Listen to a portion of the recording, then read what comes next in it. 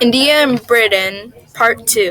Made by Tara and Lily. Narrated by Danielle, Ayana, and Carolyn. Economic and Land Reorganization. In 1765, under the military command of Robert Clive, the EIC and the Mughals signed the Treaty of Allahabad. The British installed British generals into Indian governmental positions. They used forms of force and sent profits to London.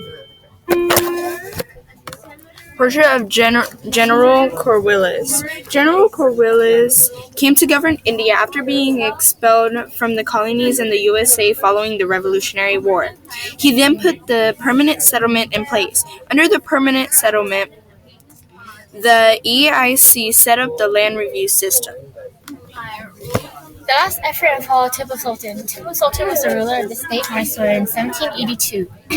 He died fighting the British at his capital. The British then restored his state of Mysore with former rulers and created a treaty in which their military protection was rewarded for de facto control of the formerly great state and heavy tribute. The painting of a Martha court. The Marthas was unwilling to accept the rule of the EIC, but due to the Treaty of Bassein, the Martha was forced to submit to the EIC.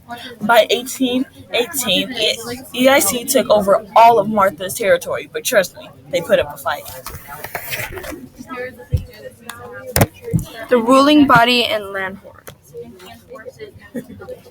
Maharaja Dinglip Singh entering his palace, being escorted by the British troops after the First Anglo-Sikh War. The EIC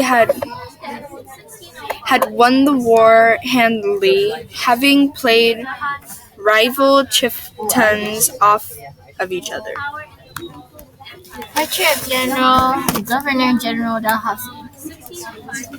Dalhousie wanted to consolidate Britain's holdings in India legally and territorially, and wanted to dramatically expand communication and transport manufacture in India to better secure and reduce the expense of companies' rule.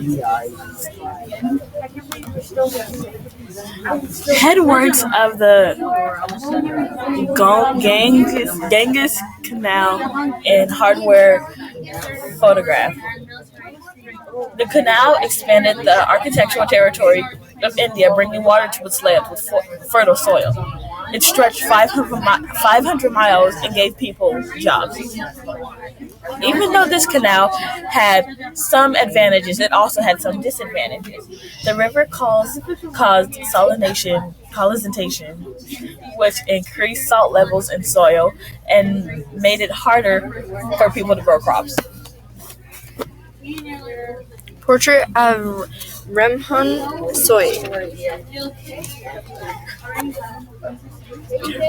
Rammohn Roy led the movement called Young Bengal. He worked for the EIC and was fluent in several languages. His knowledge of global developments and politics helped him enable the organization known as Brahmo Samaj.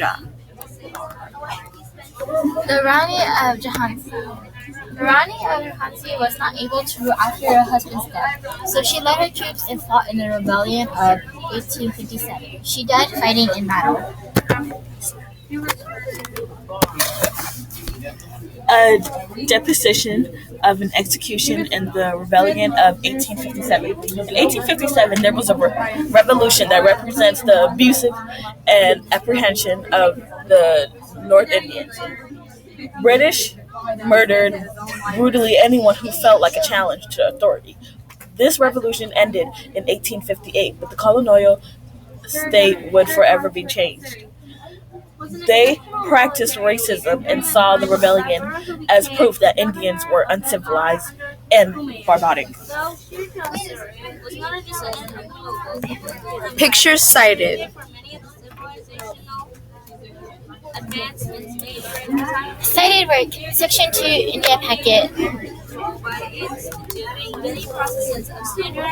The end.